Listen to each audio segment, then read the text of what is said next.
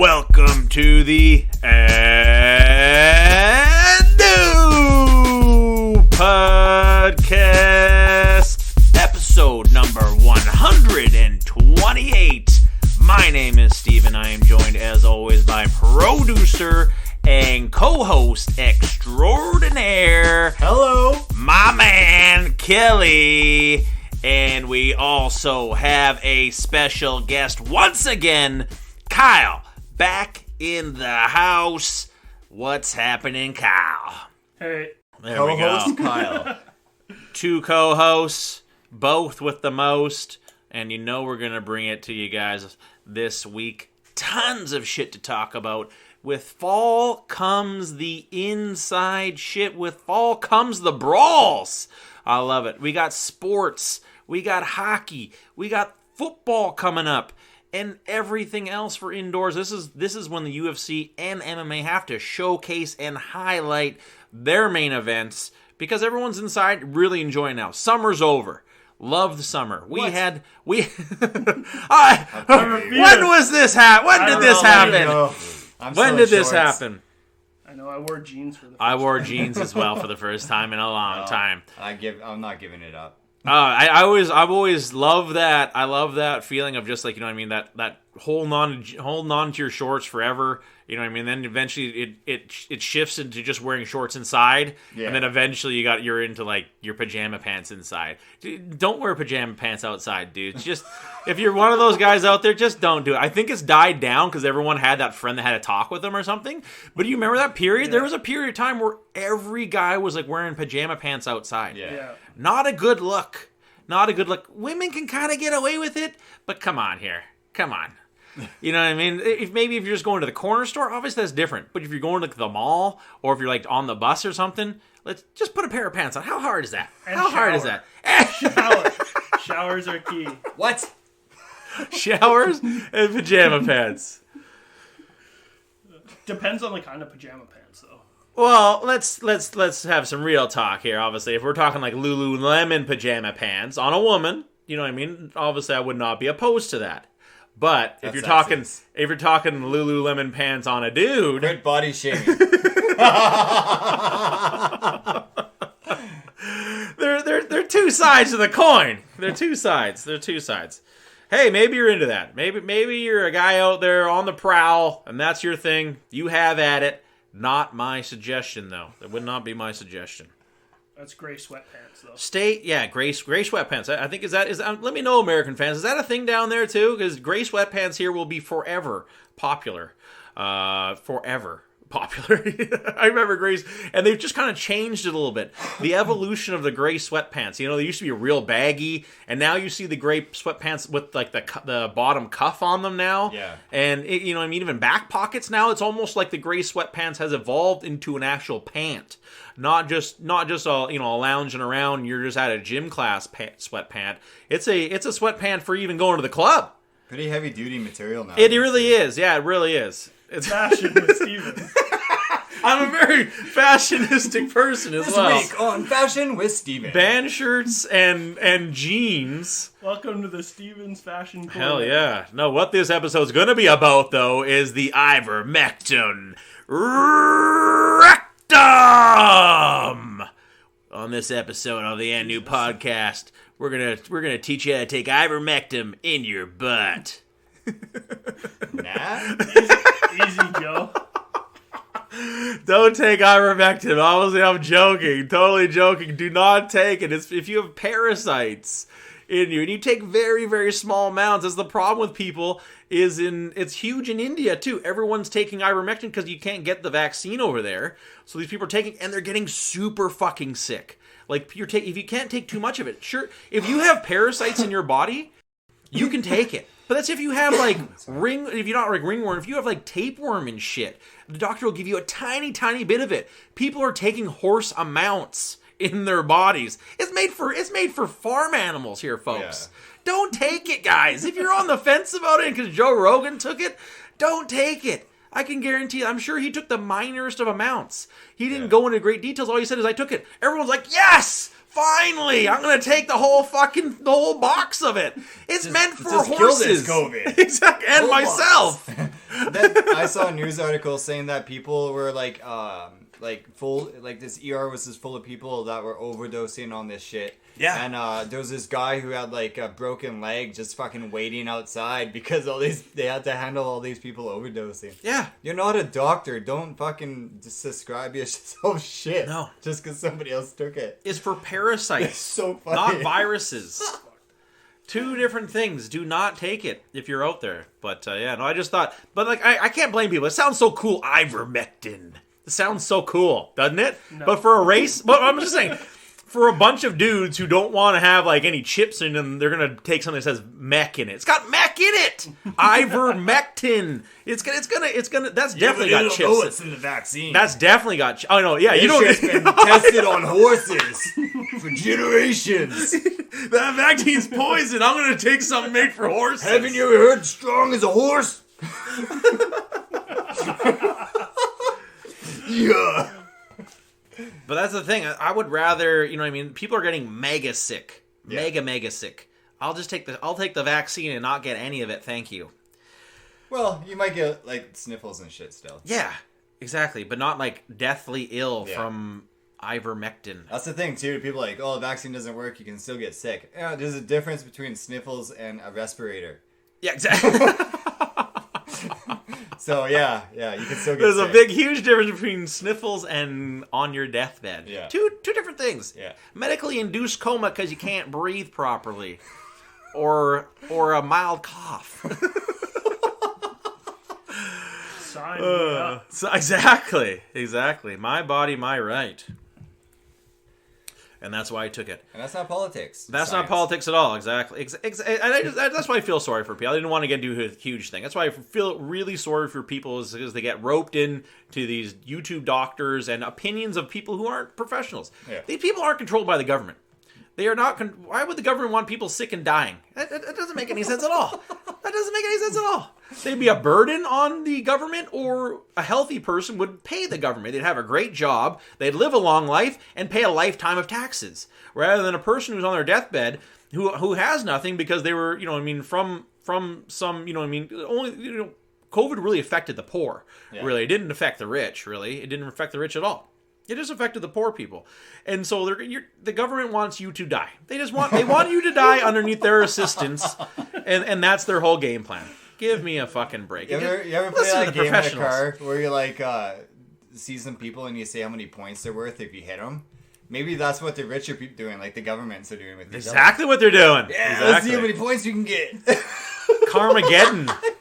Carmageddon. Good game. Bust out the tinfoil hats. Yeah, exactly. Don't take ivermectin, people. But the real gripe I got this week is once COVID's over, once this is all said and done, maybe a year or two down the road still before we really get under control of this shit, we gotta get all our scientists, every single one of them, on how to stop paper straws. We got to come up with something better than paper straws here, people. Some kind of biodegradable plastic or something.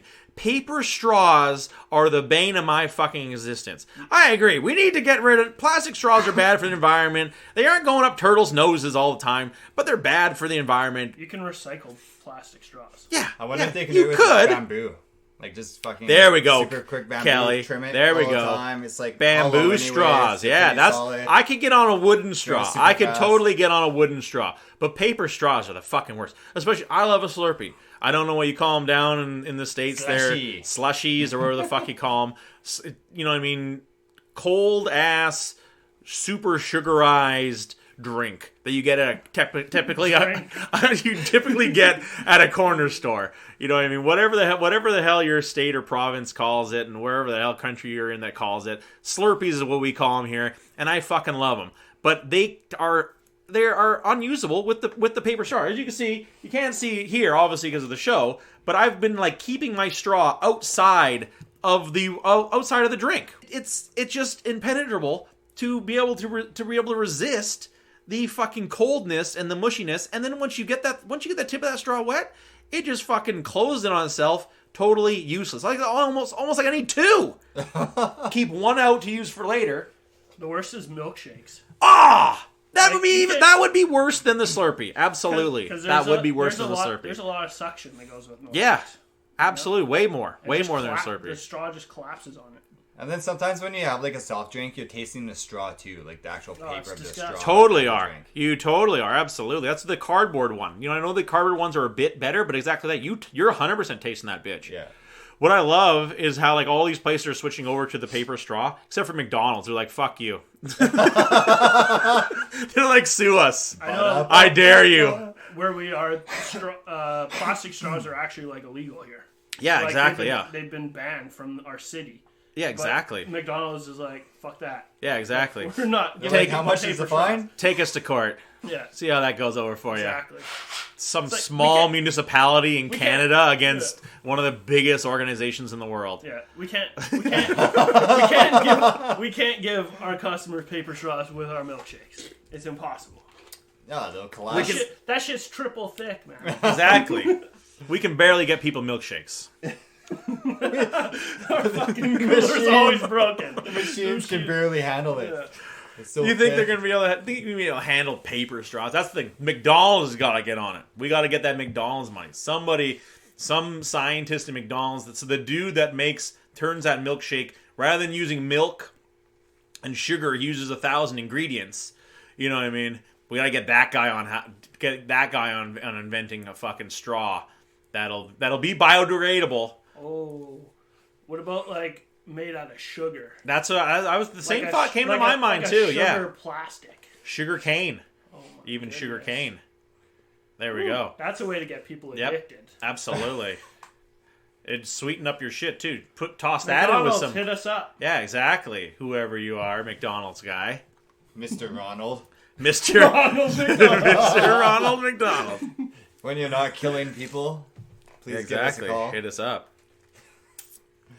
They got rid of that guy, hey? They phased him out because of the whole clown craze that happened a few years ago. Really? How shitty is that? Wander around in fucking clown costumes and scare people. How shitty is that? Yeah. But that's why you don't see him anymore. Out of all the fast food mascots, though, you know what I mean? I think he was probably the worst. Yeah, I think he was probably worst. Was there really many other? I think everyone created fast food mascots just because McDonald's did. Yeah. And they're like, why a clown too? Right? Yeah. Was the Pizza Hut one? The Noid? The Noid, yeah, exactly. I think that was Domino's. Domino's had the Noid. Yeah, they had the Noid. Yeah, I'm pretty sure. Wendy's has got Wendy. Burger King's got the Burger King.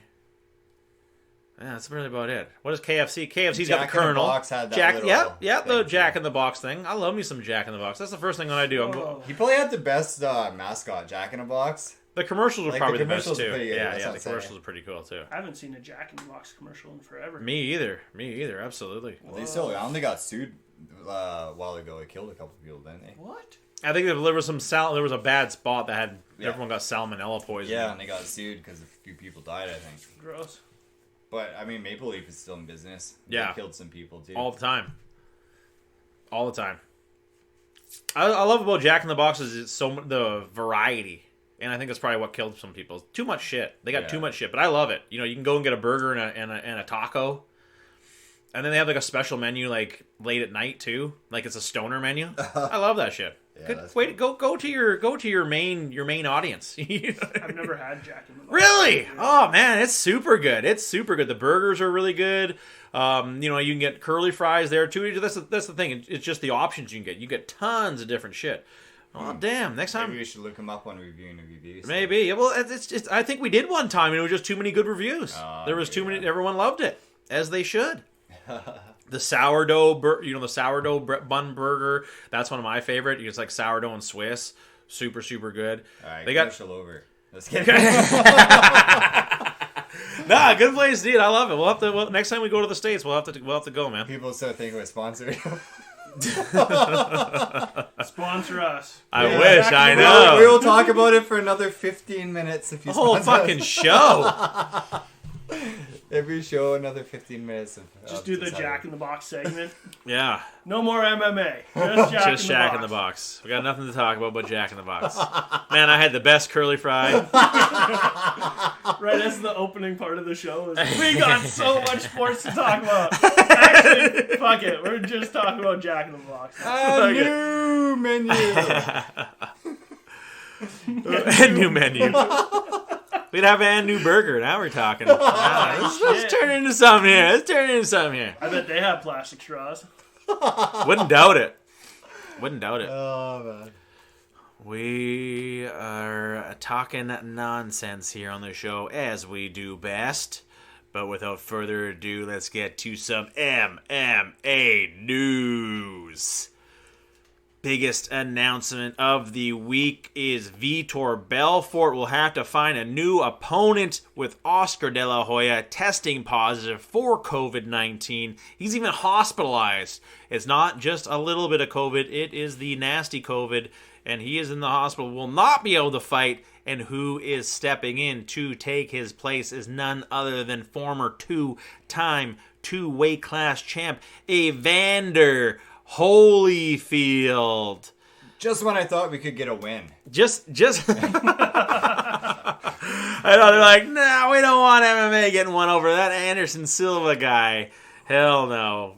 And then now they're giving him basically one of the best heavyweights of all time. Is he way past his prime? He definitely is. Evander Holyfield is 58 and going to be taking on the TRT'd Vitor Belfort. The match is, such a last second, such a weird mismatch that it isn't even going to be sanctioned by the California Athletic State Commission. The fight is having to move to Florida.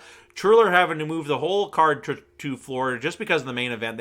They were so adamant on not losing this main event that they're going to move it to the other side of the country, into where everyone goes when they have to do some shady shit, Florida.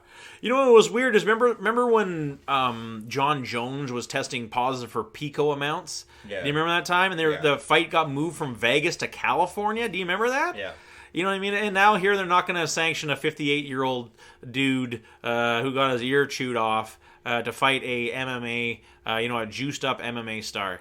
Very, very, it's kind of weird. Picking and choosing, it's just definitely kind of weird. And it just kind of goes to show that these athletic commissions are all just kind of a joke, really. At the end of the day, it's about money. They serve a purpose, of course. But at the end of the day, it is all about money. It's 100% all about money. Keep them out for so long. It was about unionization and money. Exactly, absolutely. You know what I mean? That was a thing too that with wrestlers, even for pro wrestling, you had to, go through the athletic commission.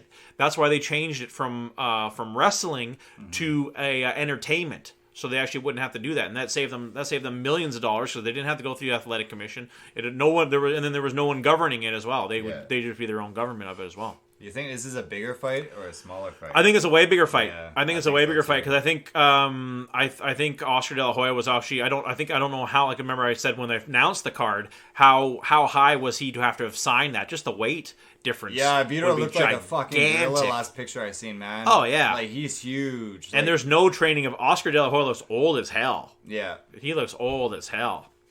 And now he's getting a heavyweight. I think that's what's interesting about this is now that he's getting a heavyweight now. Exactly, even though he is quite old. A dude who's gonna be able to, who could box in his sleep. Yeah. Really. So you'd have to watch out for that, and he's gonna have that power punch. Yeah. He's definitely gonna have that power punch. Where Vitor does not have a chin that can take a power punch from a heavyweight in any fighting style, whether it be boxing, kickboxing, or MMA. Yeah, it depends how much juice he's on. I heard he wasn't getting tested. Oh yeah, no, he's not getting tested at all. TRT Vitor's scary. It is, Yeah, absolutely. Scary, And he's super quick he's a too. fucking beast. It's just interesting, to see Evander Holyfield before there was a big rumor of the Tyson fight. The Tyson fight had been thrown out there as a rumor for years and years, and even most recently it was being rumored again that this one was coming around. And and now we see him. Maybe he thinks this is going to be a tune-up match. But this is by Triller, right? By Triller, yeah. And they pay shit ton of money. Shit ton. So they make money too, yeah. That's what it was. Mike Tyson wants a huge payout for a Holyfield fight. And I think he wants it to be underneath his banner. I think that's the problem too. Yeah, that's at his weed farm. At his weed farm. Yeah. Wouldn't that be a cool ticket to get, eh? Yeah. That'd be so sick. That'd be probably amazing show to be at. Like, we can't even film this shit. There's too much smoke. The fighter's just instantly getting ripped. That's like Mike Tyson. He said he got super ripped before his fight with Roy Jones. Yeah, he did. Yeah, looked good. You know what I mean? Being loose. Yeah. Evander Holyfield's last fight came in May 7th of 2011. So almost 10 years was the last time he had anything close to a fight. Over 10 years. Yeah, exactly. It was in Denmark, too. Wow. And fighting a Danish dude as well, oddly enough. And it was a win. What was it here? By decision. It was TKO. It was TKO. So that's 10 years. A lot of things can happen in 10 years. And let's see what happens. I think it's a much, much bigger fight now, and I think it's going to garner a lot more people to view. You know, for as far as replacements go, it's good. But I think as far as Vitor Belfort thinks, you know, I think he obviously had a pretty easy match, and now he's actually got quite the handful in front of him. Yeah. And we'll see. I'm going to tune in. This will be going down this weekend. Crazy. September 11th on Saturday. There's a Bellator in 2 weeks too. That's really big, isn't there? Yeah, there is. Yep. There's tons of shit. That's the best thing about fall, man. Another huge announcement is Frankie Edgar will be taking on the rising Venezuelan in Marlon Vera, UFC 268 in New York. It will be an amazing card. This one here going down. Obviously the rematch that no one asked for in Usman versus Covington. Will be the main event. November 6th, too. Not too far away.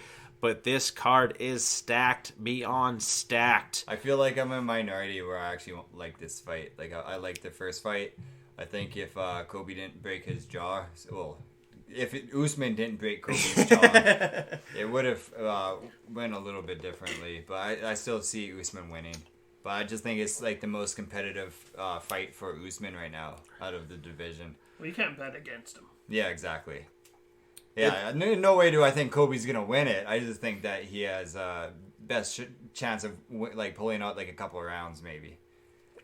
Like I said, I just think it's odd. It's odd timing. It kind of does work just with who is going to fight Usman right now. Like I said, like I was detailed in previous shows, is just how many dudes are up in the air right now. I know Vincent Luque wants that shot too. You know, Michael Chiesa. With him losing to Vincent Luque, that was a huge loss because they really wanted Chiesa to be that next big guy, and then here he loses. Yeah. But you know, I mean, Luque I think still needs that extra fight. He still needs that extra fight because he was really the guy who was supposed to lose to Chiesa, and then Chiesa would have challenged Usman. So it kind of, in my opinion, I don't like it, but it kind of actually, when you look at it on paper, it is really the fight that makes sense right now. And Jorge Masvidal was talking about the BMF belt and who's next for that, and people were suggesting Leon Edwards. Yeah, I like it. I like that, absolutely, for sure. You know, because they got into it backstage. You know what I mean? I think it's one of those fights. You know, I don't know. You know, is Leon Edwards one of the baddest motherfuckers? I don't know. He beats a lot of people. He does beat up a lot of people for sure. Too. Yeah. Oh no, he's tough. But you know what I mean? I think it just, man, what? I think it's a personality. I think you're right. Well, I just think it's just, you know what I mean? That fifth round against Nate Diaz fucked his career. Even though he won the fight. He won the fight. He won 4, you know what I mean, nothing. And then 4 rounds plus. Yeah. You know, some of those rounds could have been 10-8 rounds.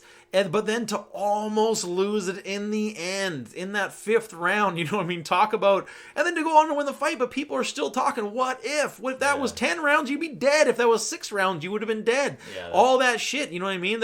So, you know what I mean? What a way to go down. I just think it's just gotta be one of those gangster style dudes. You know, one of the dudes that isn't in the title contention ship, you know what I mean? They just make it kind of like they do in WWE, like an intercontinental belt. It's kind of like a mid-card belt. Yeah. And I think the BMF belt isn't necessarily for people who just like on a win streak or super dominant, because Diaz was never that. Yeah. You know, like, he does super tough for anyone to fight. Yeah, exactly. So it's just like a tough guy that trash talks like a Conor McGregor type guy. But I don't see him. And takes the tough fights. Yeah, it takes them all. Yeah, exactly. Because he is. He'd be that dude to fight anybody in the street. Yeah. So who would that be? Yeah, oof. Tough call. Tough call right now. I know. Without looking at a list, that's a great call, though, man. Absolutely. Who could step in there? You know, maybe Cowboy, but I think Cowboy would probably get the shit kicked out of him now. Yeah. You know what I mean? Cowboy from a few years ago would have been an awesome matchup. You know, Mike Perry, I think, is another one of those crazy ass dudes. I like that. But I think he would probably get destroyed too. Yeah, but I still like it. That's Unless good. it's Mike Perry lost to a door. You know what I mean? He almost died. He almost died to that door. You know what I mean? So it's tough. You know what I mean? You'd really have to go through a list. You know what I mean? But I don't even know if it happens in MMA right now. You know, it's a different game of MMA right now, where a lot of those dudes have moved over to bare knuckle. A lot of those badass dudes have moved over to bare knuckle. True.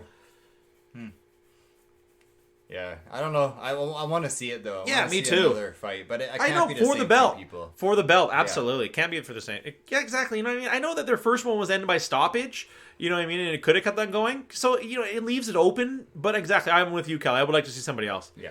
I'd like to see the belt be contested. Yeah. Just Masvidal fight again. Yeah, exactly. Just Masvidal to fight again. Exactly. Yeah, absolutely. I think his next fight has to be for the BMF if they're going to do it again. I totally agree. Or come up with a new belt or something. No. Also going down on this card in New York City, we will see two jaw-jacking 155-pounders in Justin Gaethje taking on Michael Chandler. These two dudes have been talking shit to each other since they have arrived. It's the WSOF champ versus the Bellator champ in the UFC. I would love to see this one go down, and I cannot wait to see it go down in November as well. This card is stacked beyond stacked, and as they do for Madison Square Garden, they bring out all the stars. Obviously, going down on this one here will also be co-headlined by a women's title match with Rose Namajunas granting Weili Zhang her rematch. I don't know why this rematch is going down as well, with how definitive the first one went down. Yeah. I understand the champ may have that clause where they get the rematch, but still I would like to have seen Rose fight somebody else, but we will see this one get rewound and see if Zhang can come in with a smarter game plan or if Rose sends her into next week once again.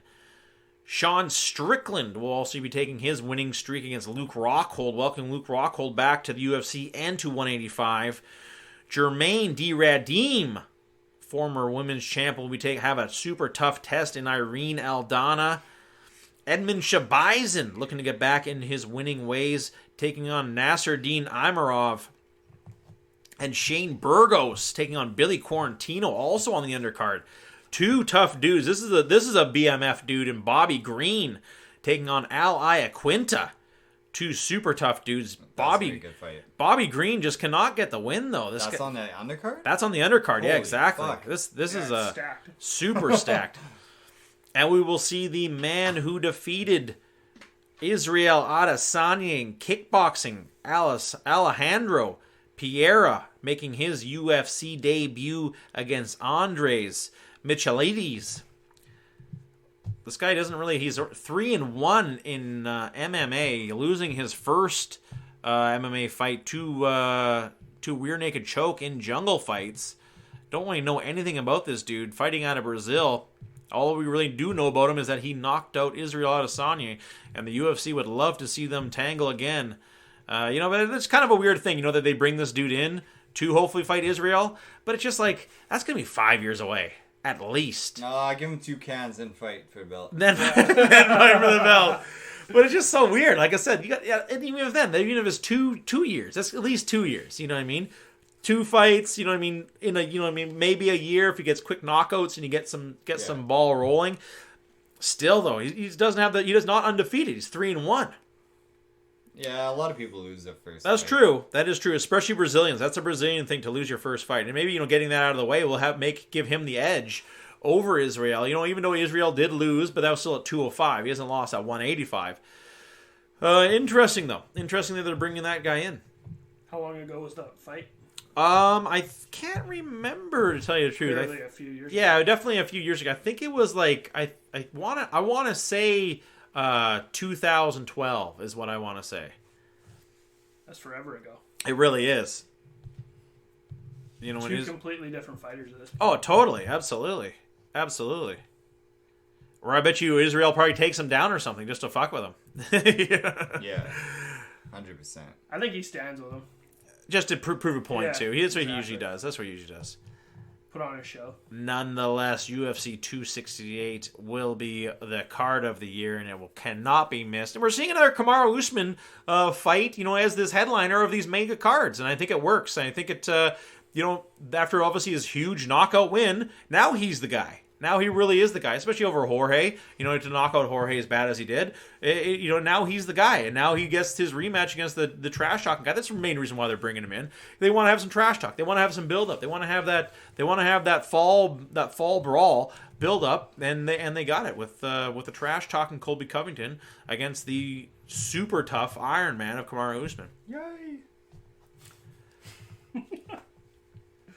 What is insane is UFC has made another huge announcement for the next UFC 269, the nice edition, where we will see the 155-pound belt defended with Charles Oliveira taking on Dustin Diamond Poirier, finally getting his due. I love this matchup so much because this is an absolute fucking coin toss against two dudes who are great on the ground.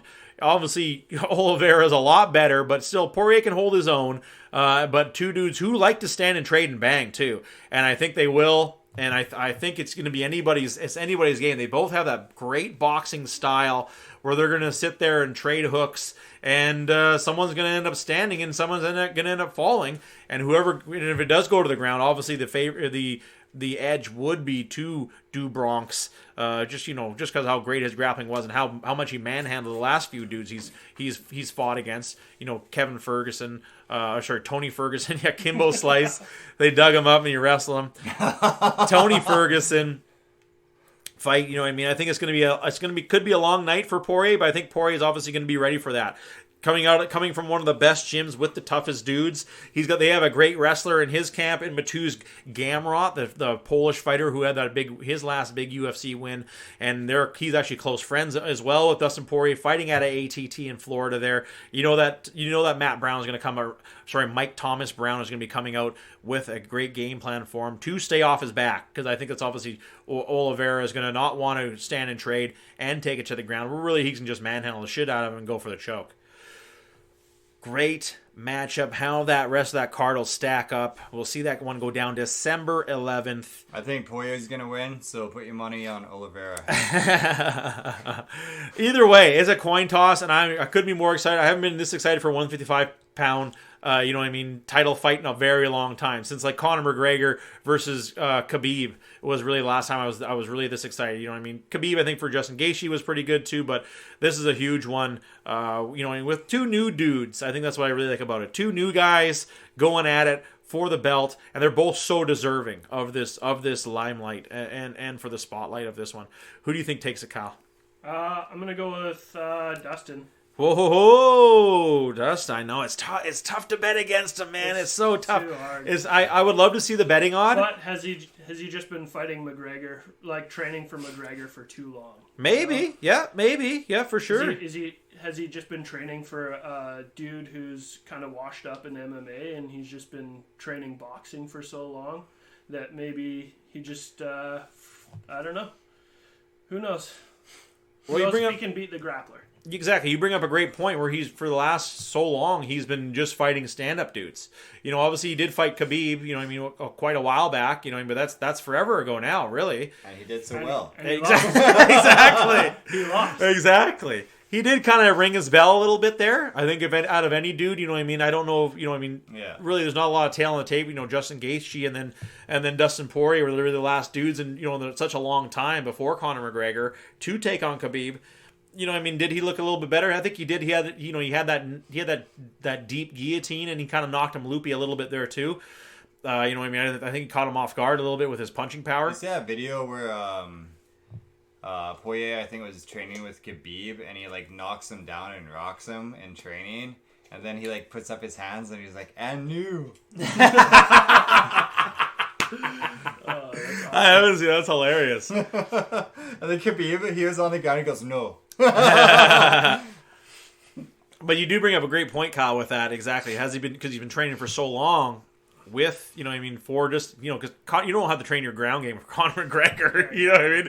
You have to do zero ground training. Yeah, you just gotta work on your stand up. So, like I said, he's got one of the best training camps in the world. I think he's going to come in well prepared as he always does. It's a coin toss, really, but I'm going to go Do Bronx. I'm going to go with the heavy hand, not with the hot hand, and I'm going to go Charles Oliveira. Do Bronx to continue to be and still. Either way, it's going to be a great. Going to be a great match, absolutely. That's what I'm saying. Two dudes. That's what I always love. Two guys you like a lot are going to be fighting each other. That's what I love about MMA. When it's two guys you absolutely have tons of respect for. You know what you're going to do. You're going to sit there and really enjoy it. You're not not going to be invested one way or another. You're invested in both of them having a great fight. I'm going to be drunk. Hell yeah! Rounding out the news quickly. Quickly here, we will see Alistair Overeem has his glory opponent announced, and they're thrusting him right to the main event, taking on the toughest guy in kickboxing since K1. We will see Glory Collision 3, Rico Verhoeven defending his heavyweight title against Alistair, the Demolition Man Overeem. How do you not give him the title fight right away? I guess you're right. I think he's like the biggest name in kickboxing. He really is. He really is. I think he loses too. I think he gets dummied. I think that's the only problem with Rico Verhoeven. I think he's had 2 MMA fights, and I think he lost his first one and then won his second one in crazy fashion. Lost his first one to a heel hook, and then the second one he beat the fuck out of the dude. So there's he hasn't made that name. He's not popular in North America because he's popular in Europe and in the Asian community as well, obviously. Just, kickboxing isn't that popular over here to begin with, especially if it's not boxing. If he was a boxer, maybe it'd be a little bit different of a story, but this dude is a beast, and I know it's going to have to be a lucky draw for Alistair Overeem when we see these, these guys, moving over to boxing and, moving back over to kickboxing. Badr Hari comes to mind, just fought this weekend as well and got absolutely dummied to the shock of the MMA and the kickboxing community somehow. I was like, I don't know how you guys are shocked by this. The dude's been knocked loopy so many times. You have heavyweights in this division. You get your chin touched enough times, and that was always my favorite rivalry, was Alistair Overeem versus Badr Hari, and that was like 10 years ago. And Badr Hari's still fighting in kickboxing, and they're surprised that he got knocked out by a super tough heavyweight in kickboxing as well. It's just kind of mind-boggling. He got knocked the fuck out. If you have not seen the highlight, check it out, because Badr Hari was putting on him. Badr Hari is a massive dude, an absolute beast of a man in the kickboxing circle. Was he living high off the hog? Big time. Did he get involved with organized crime and became a mega millionaire behind the scenes? That's what's rumored. So does he really have to fight that much? I don't think he does, but I think he just came back just for the fun of it, and he couldn't stand up, man. He tried to stand up and had to sit back down, and he got knocked absolutely the fuck out. But hey, that's what happens. As I said, that's what happens. I love Alistair Overeem. I've always been one of his biggest fans forever, obviously from K1 when he won the K1 tournament, and I've always loved that one-night heavyweight tournament, Kelly. You're going to fight 3 dudes if you make it to the end. I fucking love that shit. I've always loved tournaments, and they don't happen anymore because why? Because K1 isn't around anymore, and these were the best of the best. They would be a lead up throughout the entire year where they'd have all these little minor terrible tournaments going on in these little buttfuck Eastern European talent. There'd be a Romanian one, and then there'd be a South Asian one, and then there'd be a Central Europe one, and all these crazy K1 kickboxing tournaments. And if you won it, you got to punch your ticket to the finale. If you won that tournament, you got to punch your ticket to Japan to fight the best of the best in a one-night tournament, and that's why I absolutely loved it. It was like, a blood sport type shit. Best of the best in 1 year. Alistair Overeem, who is always getting his ass kicked, he got some luck. He had some luck in that tournament, but that goes down as one of my favorite K1 Grand Prix tournament finales of all time. It's definitely not always the best of the best, though. Sometimes you get like 2 hard matches in a row, and then you injure yourself even though you win, and then you can't continue. Or another guy could have had like 2 easy matches, no injuries, and now he's fighting for the whatever it is. Well, if memory serves me, I think his first fight was against Peter Aerts, who at the time Peter Aerts was quite old, and I remember him. I think he kneed the fuck out of him. He kneed him right in the solar plexus and got the easy win. And then the second one was against Gohan Saki, who was a small heavyweight but was always tough as hell. and he broke. And Gohan Saki was apparently going into this with a broken arm.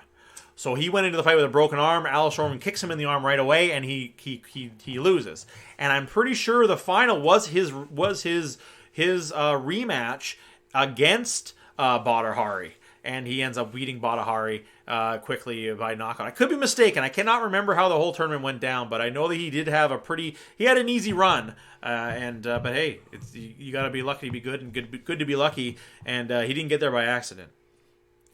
Either way, it's going to be interesting. Glory putting on some decent shows recently. They are turning heads, and that's what I want to see. I want to see the replacement of K1. I want to see someone step in and be that big kickboxing show. I love kickboxing. What I loved about K1 is they had the 155-pound division, and that was it. That was the cutoff. 155 and up was one entire division, and then 155 and below was another division. Savage. It really is. It really was. That's why you saw these super heavyweights. You saw the super heavyweights that were the best. You know what I mean? Semi Schilt was the 4-time champion because he was 7 foot tall and no one could touch him. 260, just No, knocking he out was 155. he was 300 pounds. 154 pounds. That's how much you want to be. What's that? You want to be 154. Yeah, Exactly. 6'5", But 154. that's what was crazy is the 155-pound division was really, really exciting too. Obviously, it wasn't exciting as the heavyweights, but they actually put on some really good shows. It's insane. Yeah, exactly. But I love I love those tournaments, and I hope Glory can kind of bring it back to, pardon the pun, that old glory of K1. Moving right along, folks. I just briefly want to talk about football being back. Woo! I am super excited for this year. And Kelly has left the room. I'm super excited for this season. More games, obviously. The break in between preseason and the regular season kind of odd this year. Bullshit. Exactly. How dare you? How could you do this to us? But obviously the extended game season, I am very excited for. I'm sure all the bookers and people of Las Vegas obviously are as well, for more money, more games, more money, more problems. More injuries. And we saw, I don't think we saw a ton of injuries as we did in the preseason. I think we saw the normal amount of injuries we saw this preseason here. And, it's going to be a great season. And the thing I love, can Tom Brady... Can he repeat it? Can Brady and the Bucks do the repeat? Nope. Or do we see somebody else come in? Nope. Kyle calling it. I don't know. You can't count Brady out. The same team. I think that's what that takes it away from a lot of other teams. You know what I mean? The guy who took the small salary as opposed to these other quarterbacks who are taking these mega gigantic salaries that are just ruining the team because they can't afford anybody else. Tom Brady, the dude. Give me all the money. Exactly. Well, football, you're here for a good time, not a long time. That's the thing when it comes to fofootball. Unless you're Tom Brady. Yeah. Exactly. Where some of these dudes weren't even born when Tom Brady's first started in the league. And, it's just... 2035, Tom Brady wins his 25th Super Bowl. What's stopping him? That was terrible math. I don't know if that's accurate. Very accurate. Apparently he got COVID though. Tom Brady coming out, he got COVID after they won during the Super Bowl parade. He got COVID right after. As you saw, Tom Brady was super wasted, and he must have got COVID getting too close to a drunken, infected fan. He drank the Corona drink. Not enough ivermectin mixed beer. into your drink there, Tom Brady. And that's why he got it. But that was a long time ago. That was months and months ago. And that's Florida. That's Florida for you. That's just normal. That's Florida. Zika, ivermectin, COVID-19, syphilis is just in the air. Is in the air. It really is. Chlamydia in the drinking water. You name it. Hurricanes, exactly. Hurricane chlamydia. In the drinking water. Hurricane chlamydia.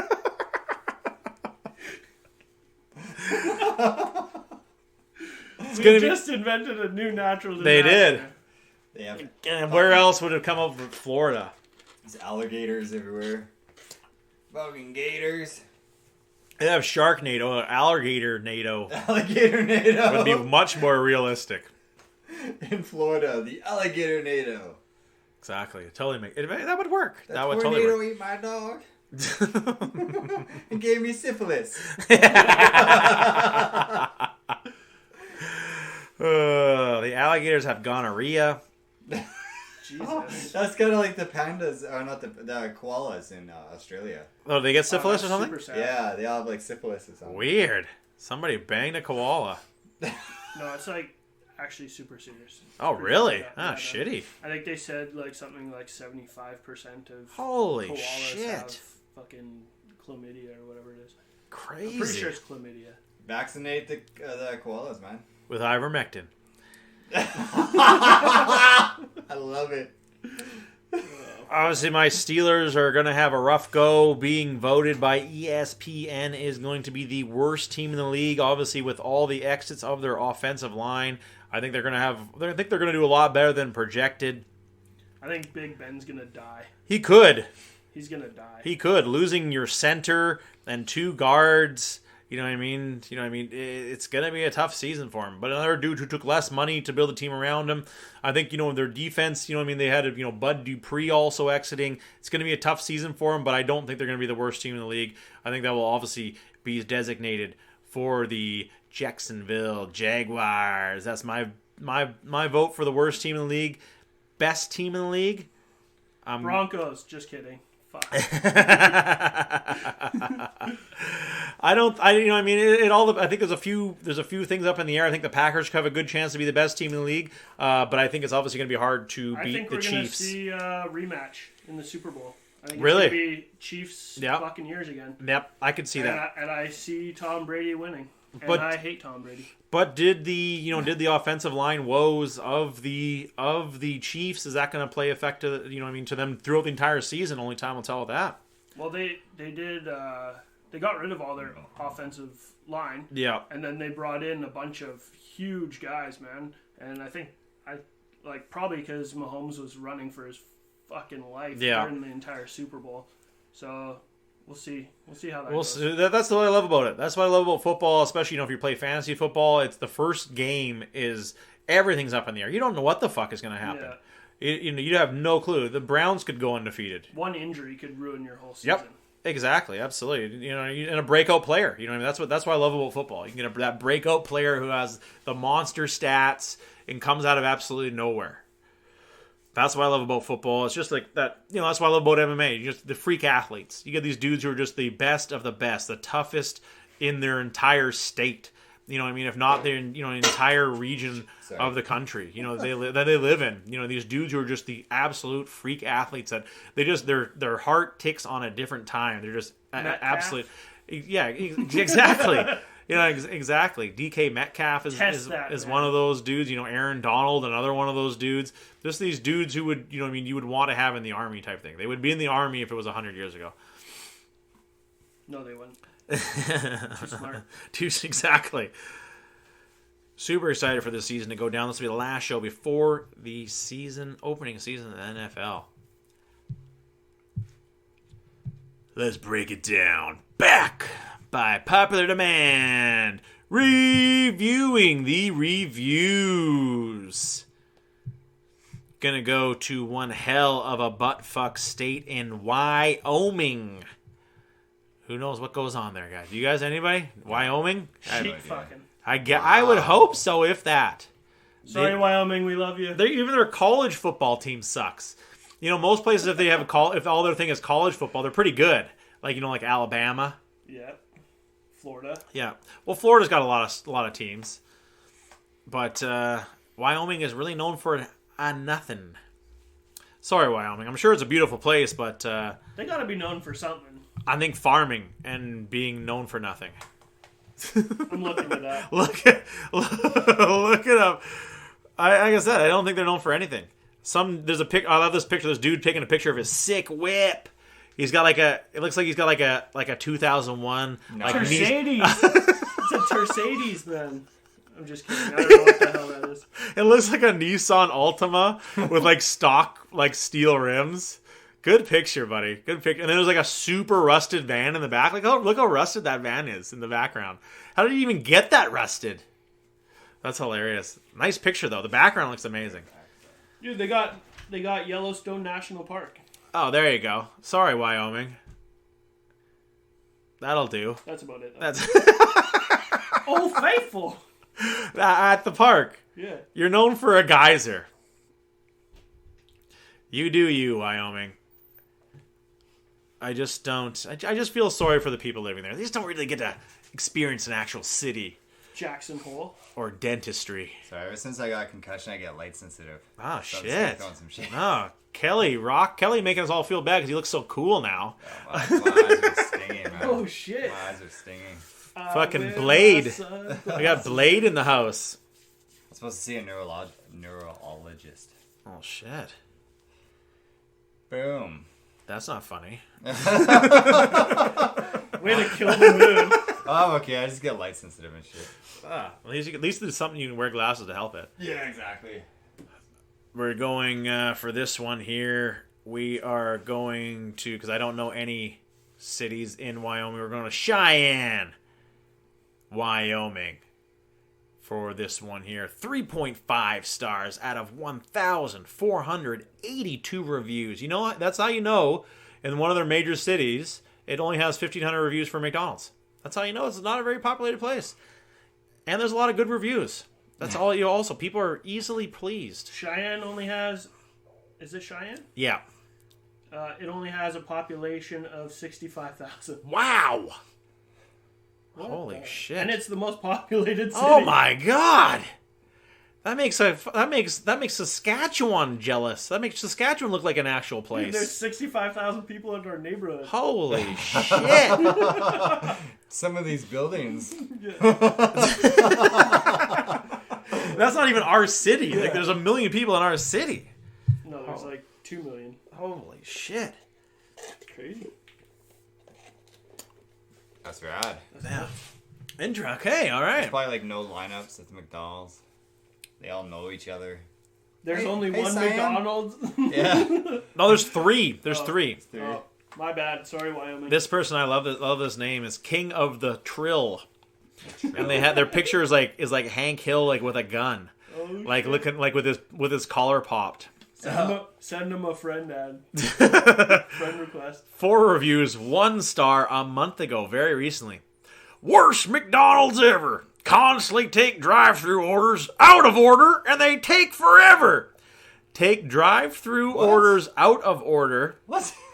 So there's Interesting. It's like, because normally you drive out Yeah. the box, right? And then you take the order, like, there's like one line. Yeah. So does the guy just go like, okay, take yours, and not yours right now. Yours seems pretty small. You, 3 cars in the back. What's your order? Exactly. I'll be right with you guys. Yeah, don't worry. We're getting the guy behind you. That makes no sense. but Made go on. 0 cents. 0 cents. Fuck this place. He just put FK, so I'm assuming he means fuck this place. Trying to get around the Frederick. this place. he's very sneaky trying to get around Google's no swearing. I like this one here too. It's weird though. How do they take it out of order though? I'm very confused. Good It's a review. fucking box. Good review. That makes no sense. But to say me. fuck this place to I McDonald's. mean, if there's 2 lineups. Yeah. Yeah. But then they normally ask ask you, you before yeah. they charge you. It's like, hey, Exactly. were you the 2 Big Mac meals? Yeah. No. Oh, okay. You must be this other one. Yeah, exactly. Yeah, exactly. Unless, what if 2 people ordered in front of them? Now they're just fucking shit up. Now exactly. agree. Now I Fuck feel this sorry. McDonald's. Fuck this McDonald's. I heard they take your picture though, and that's how they know like your car and everything. What? When you're Really? Because there's a camera filming you Huh. anyways. Where's the privacy? If you actually, I watched this on the thing because it's like, how do people know or whatever, like car when you like park and what you have. Oh yeah, that's totally true. Yeah, So yeah. with the camera Huh. that films you coming in actually takes a picture of your vehicle and stuff too. I'm gonna give him And something to that's take a how- picture of and next that's how- time. And that's Yeah. how they know. You just pull your ass out. A sign that says "fuck this McDonald's." And then as you pull up, you're like, just do my pants back up. As you pull up to the window, you're like, what the fuck?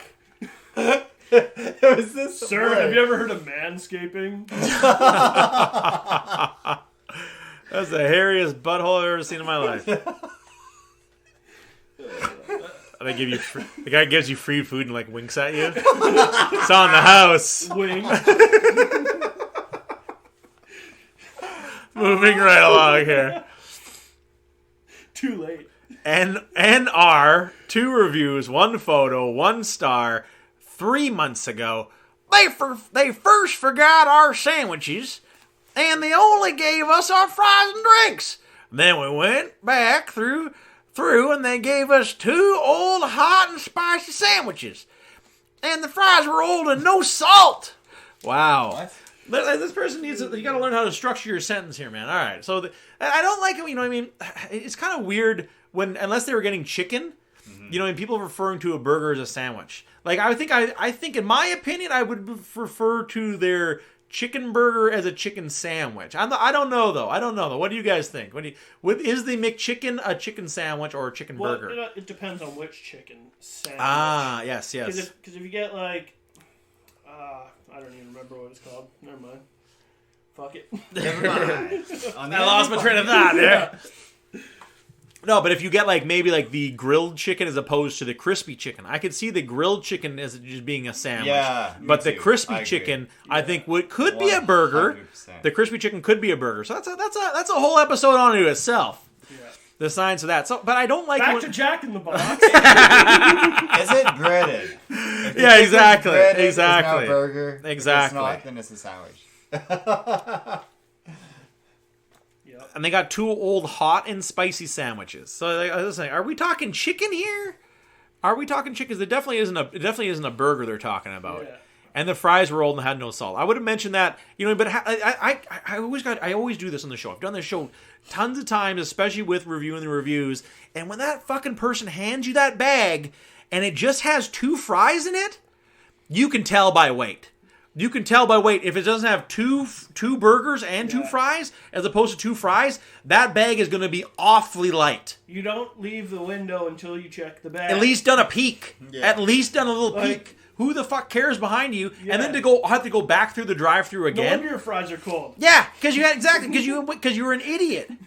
But exactly, you're stupid. Yeah, exactly. That's what I'm saying. I'm victim blaming on this one. I'm serious. When you grab that bag, and if you cannot tell the weight difference between 2 fries and 2 fries and 2 burgers, that's huge. You're an idiot. Yeah. Your fault. You deserve dumbass.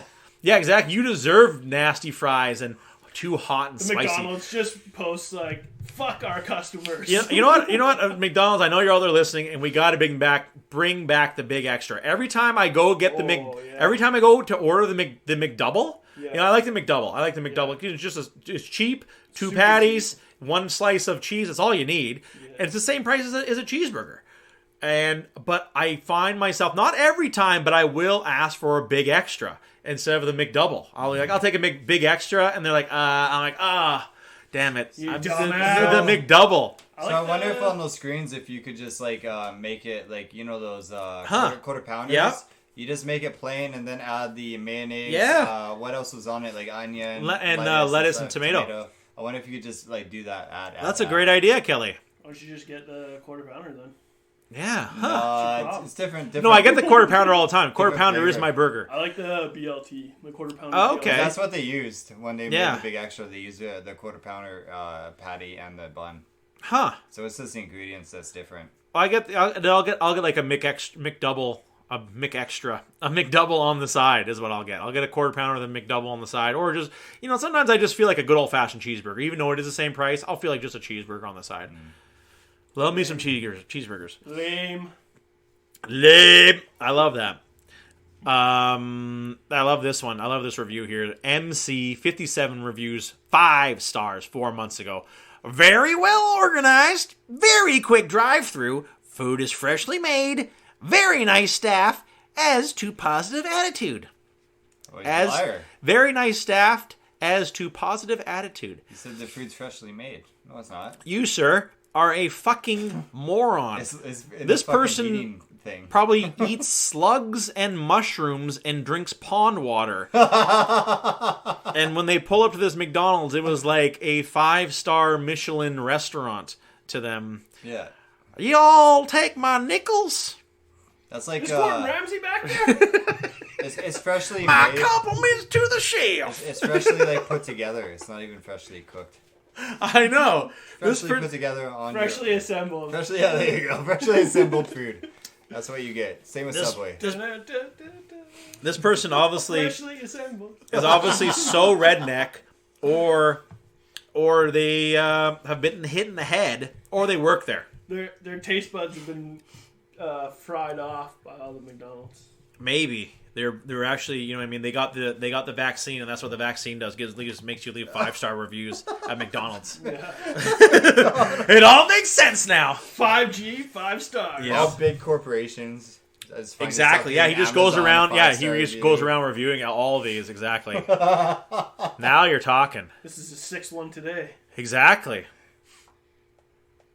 Well, you know, we've kind of been running along on this one here. Let's round it out with this one here. We didn't do a lot, but you know, I mean, this Wyoming did okay for idiots. They did all right for absolute idiots.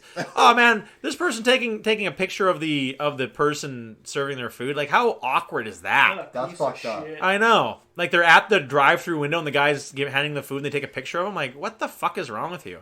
I wouldn't mind if that person punched him.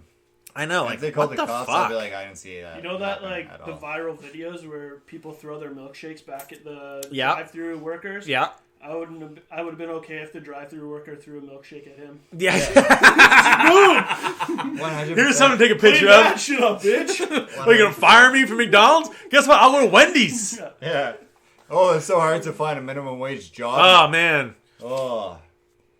Let's round up with it. This person just has one initial and it's B. That's not a name, nothing. Just B is their initial, is their name. And I can see why they are definitely are a B. 10 reviews, 1 star, 9 months ago. If you're hungry after 11 p.m. and want a Big Mac, good luck. I would choose a gas station hot dog instead. You would probably have a better and certainly quicker experience. And diarrhea. And you would need ivermectin because you'd have worms. The crew that runs the graveyard shift at the Lincoln Way property is rude and incredibly inefficient. I would go as far as to say that they just flat out lazy. I would replace the whole lot of them if I was the owner of this store. They are not doing them any favors, manager included. The problem usually begins with management. They obviously don't retrain the skills to actually manage. Just seems like a bunch of kids work here after 11 p.m. Yeah. They are an embarrassment to the McDonald's brand and cast a dark shadow over the day crew who actually know how to run a store properly. Bravo. To cast a dark shadow At least he's like over the day self-aware. crew. Like it seems like the night shift's a bunch of kids. Yeah, who else are they gonna hire? He work. literally explained why the issues were. Yeah. What they were. Every McDonald's is You the have a same. bunch of kids working in there. Yep. And they're fucking around to the night shift. Yep. We can't hire anybody else. No shit. Do you want to apply? Oh, you need to sleep. Okay, well, fuck off then. Fucking idiot. Oh, I love that review, though. I love that review. And this guy almost had too many sentences. There was just sentence. You know, you can use a comma. There's something called a comma you can throw in there every once in a while. Yeah. I feel like people that don't know how to use punctuation are anti-vaxxers. Oh, I can guarantee that. Absolutely. Absolutely. It's, you know what I mean? It's my God, dude. It's McDonald's. That's why I love that. You're taking it way too seriously. It's fucking McDonald's at the night shift. You're going to be lucky if you don't get spit in your food. You're probably drunk as shit, looking to get food. Well, I worked for McDonald's when I was a teenager up to management, and I can guarantee you, they're not spitting in everyone's food. This guy's, for sure. If you're maybe a complete asshole, I've only seen it once in my entire career, and this woman was a complete fucking bitch. So is this person. She's a bitch. Do it. I encourage you. Let me spit on it, too. Wipe it on the floor first.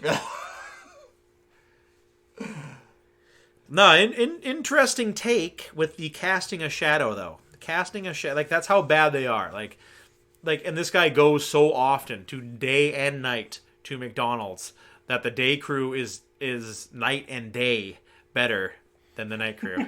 let's on that note, let's end it here and let's just go for a quick little breather. We'll be right back after these brief messages. Does your horse got worms in his shit? Is your pig ain't shitting right because of some intestinal parasites? Well, come on down to Crazy Larry's Veterinary, where we'll fix up your cows, your horses, your chickens. And if you give us the special handshake with a wink, we'll inject some ivermectin into your rectum. Wink. We got a... with my dick.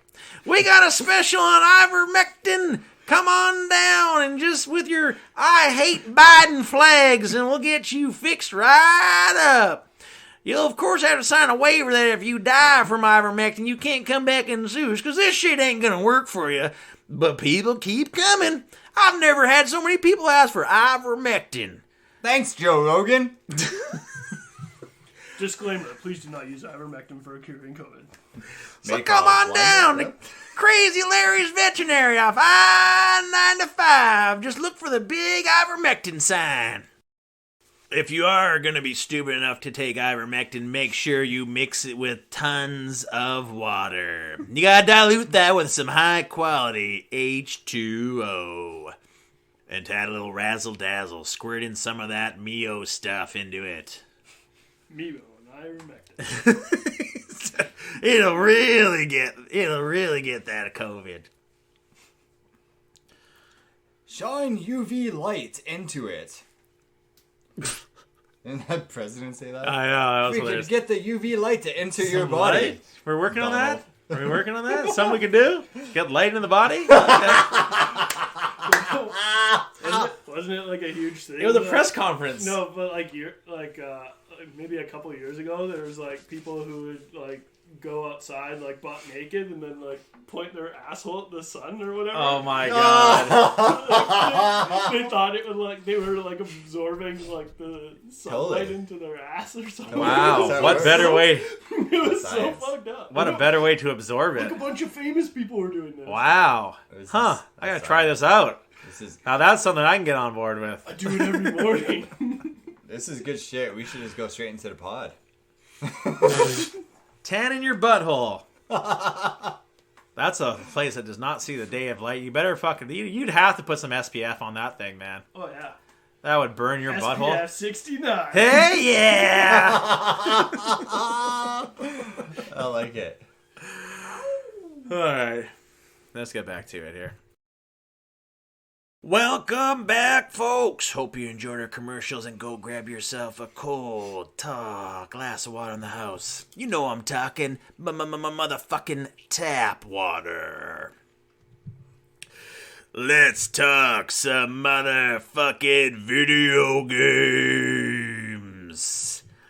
Loving the new PC. Absolutely adoring it. I've got my Game Pass shit transferred over to the PC. I've got all my crap loaded up. I got Xbox on it. I've got my Steam account on it. I'm all ready to rock, man. So I downloaded a bunch of games, because before it was, for some weird reason, it was saying that the Xbox Game Pass was different for PC than it was for the Xbox itself. Now all of a sudden it works. I turn it back on. Boom. It is now is totally fine with the Xbox. So I now have Xbox Game Pass on my PC, which I will extend past November when I get it. I don't need gold membership anymore. That's rumored to be being removed as well on the actual Xbox. So I won't be repurchasing gold membership ever again. How many years I've purchased that? I will not be buying it this year. Yeah, and just switching to Game Pass. Yeah, pretty much. Yeah, exactly. And it's just the sweet thing of it, because you don't need gold membership on the PC. So it's only $11 a month. But the weird thing is, it actually does not have. It does have it on the Xbox version. Is Minecraft isn't on the PC version of the Xbox Game Pass. Oh no! Which is weird. No, that's what I'm saying. It's kind of weird. I think they're still migrating a bunch of games, but you'd think Minecraft, that's a Microsoft-owned game. Yeah, you can. It should definitely be on. You can buy it through the Microsoft Store, but it's not on the Xbox. Yeah, I have it on the Microsoft Store. Yeah, it's weird. Yeah, it's kind of odd. Weird. But exactly, like you said, when Windows 11 comes out, I'm sure it's going to be a huge integration switch over of all that shit. So the Call of Duties as well is on the Microsoft Store, but not on Xbox. So that's weird. Weird. Yeah, very weird. But there is tons of games on it, which I really like about it. Obviously lots of the Xbox games. The one game that actually me and my son can actually play together now, he can play on the PC and I can play on the Xbox, would be Sea of Thieves. So we can play that actually together. Oh, you found a friend? Yes, it took forever. took 12 years. I had to make my own friends. Well done. Well done. No, but I thought that was kind of a cool thing to do on my son's really having a super ton of fun of playing State of Decay on the PC. And that's what I really love about the PC too, is just obviously the graphics are way, way better. The load times are non-existent. And everything you do, it just seems a little quicker. I do enjoy playing with the mouse and keyboard. I can obviously see myself wanting to play with the controller, but I do enjoy playing with the mouse and keyboard. And I'm just really loving it. I'm really loving the PC a lot. I really feel super confident that I made an awesome purchase, especially with just how the crap computer chips are going. I'm just really glad I pulled the trigger now, even though it was probably overpaid to what a normal year would have been. But I'm glad because I think come Christmas time in the early 2022, I think computers are going to probably be double, if not triple, the price they are right now. As well as a lot of other products like vehicles as well. There's this video of Snoop Dogg trying to buy a 3080 Ti, and which is a graphics card. Yep. And he goes on goes on one website, looks for it, it's not there. Goes on Newegg, looks all over. There's like one in stock. It says buy, clicks on it, and it goes out of stock. And he starts swearing and shit, and like hits his keyboard. He's like, "Fucking shit! Like you cannot buy these things." No, it's crazy. It's absolutely crazy. I'm just glad I got a decent graphics card. I don't got I not have top of the line, but I don't have nowhere near the bottom. You know what I mean? But at least my graphics cards are just a little bit better or equivalent to the PS5 and the Xbox. So I'm pretty happy with that, and I think it's going to last me quite some time. If your kid ever lets you play. Yeah. No. He lets me play. He's pretty, because he'll tire himself out with it. He gets definitely no shortage in time he gets on it. But absolutely, he definitely wants it. I got the new mouse too. Having a new professional gaming mouse is a huge difference. And I got a nice new headset too with it. So I'm ready to play and have fun. But I haven't given up on Skyrim. I'm still playing Skyrim on the Xbox. Still loving it. Level 42.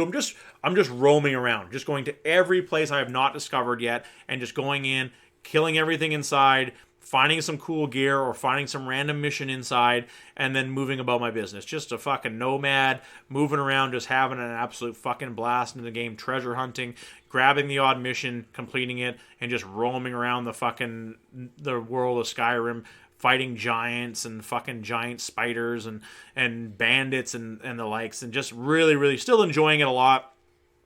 I was even thinking today, I'm just moving around with no rhyme or reason, really, and I just was thinking, man, this I'm having a lot of fun, and the time is just flying by, where I just want to keep going and going and going, and finally got the chance to be able to upgrade, because I had focused my skills so much on sneaking and my bow, and now I've been transitioning over to my single-handed weapon, but I went to my smithing and finally got my smithing up to where I can upgrade all my magical items. Because basically all of my items I have are magical, but you can't upgrade them unless you have that magical item upgrade trait. I finally got it, so I've upgraded all my shit, doing tons more damage, and just finding some really, fighting these dragon priests is a real fun one too, man. These guys are badass.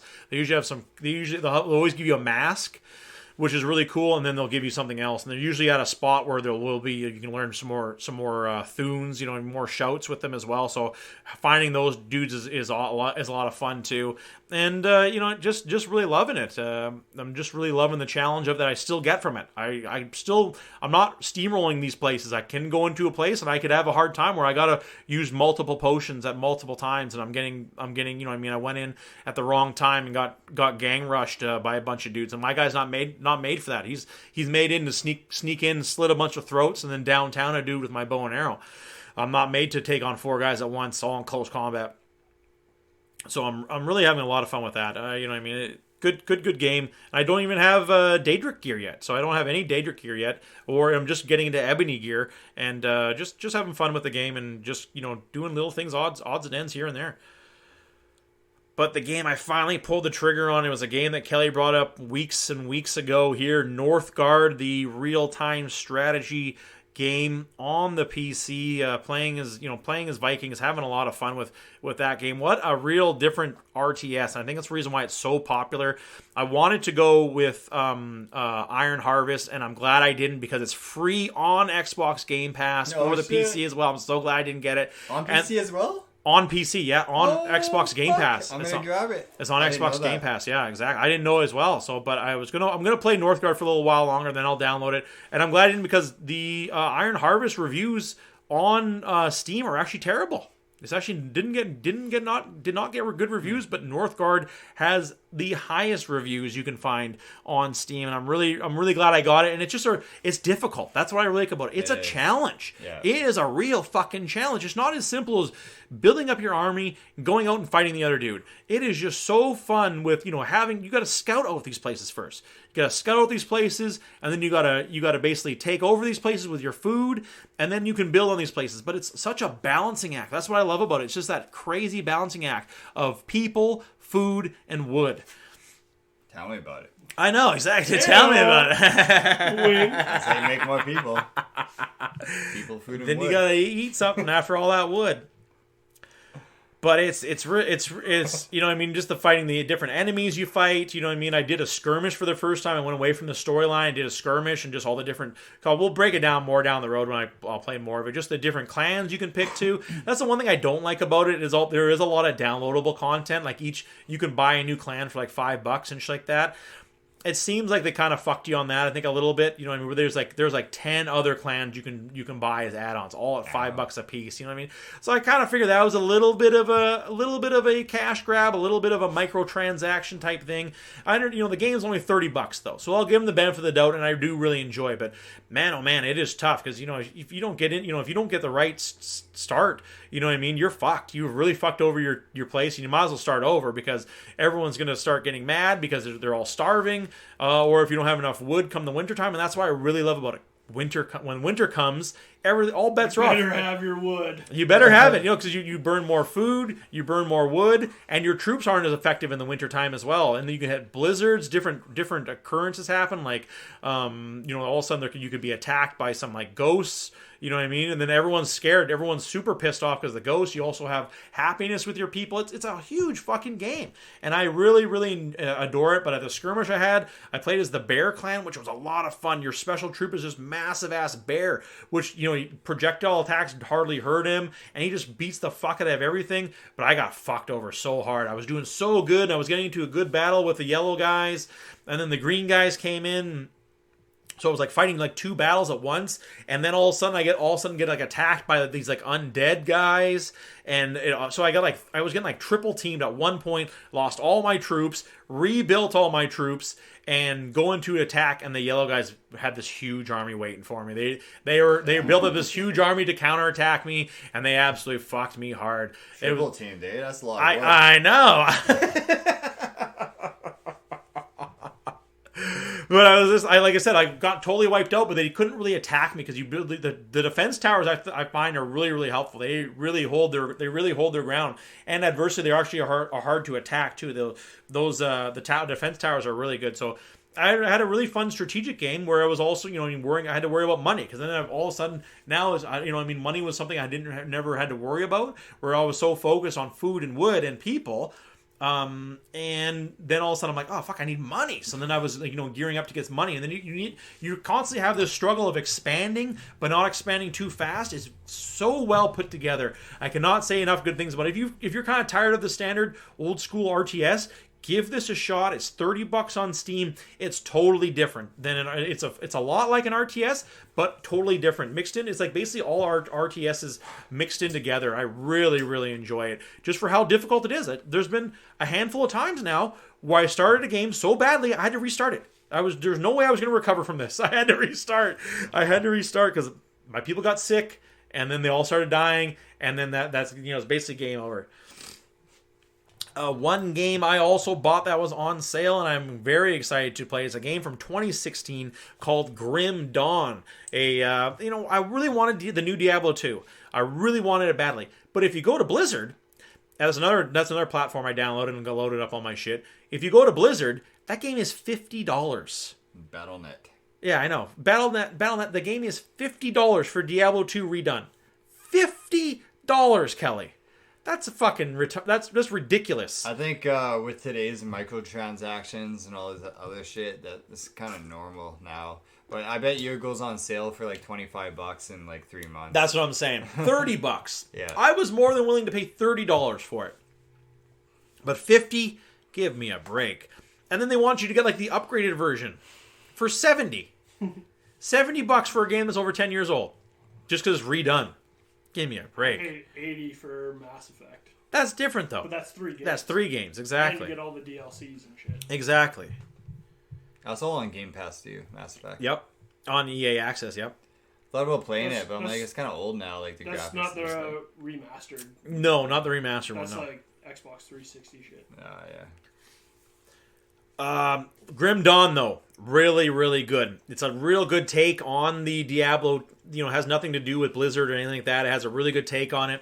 You know, just like a dungeon crawling game, but it has guns. It's got guns, Kelly. And it's really fun with the character development. It's the best way to describe it. I've only scratched the surface on it because a bunch of guys at work got it because it was $7 on Steam, and the only reason that's the reason why I got it. And I only scratched the surface on it, but it's like a super simple, complicated game because building your it's kind of hack and slash, but it's the way you build your guy is super complicated. You can build your guy super crazy. So I obviously, since you can use guns, I went with guns. I went with like a pyromancer type dude where I'm all about like shooting out fire through my gun, and I throw like smoke grenades too. So I'll throw smoke grenades, disorientate the enemies, and then shoot them with my rifle.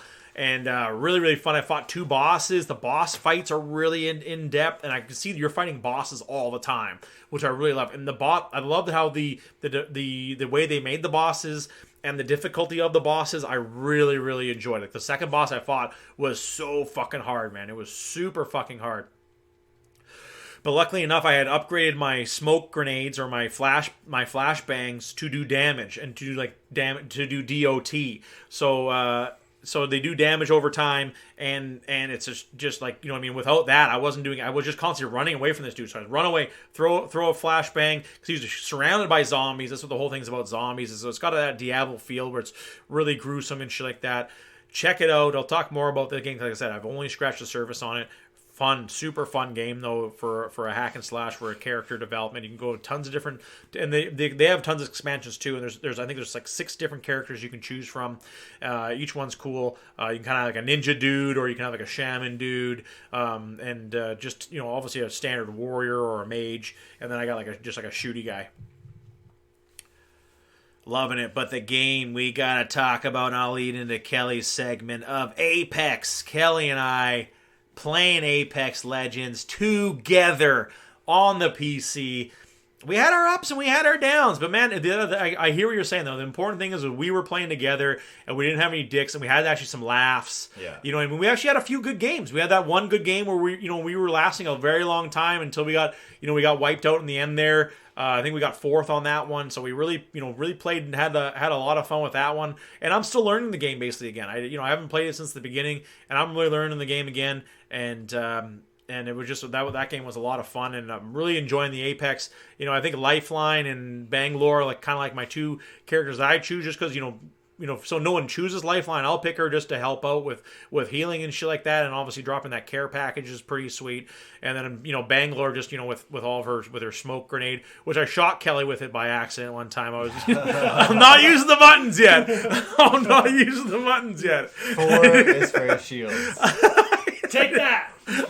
This one guy, we're talking, and we're like, Steven's like, how do you use your shields?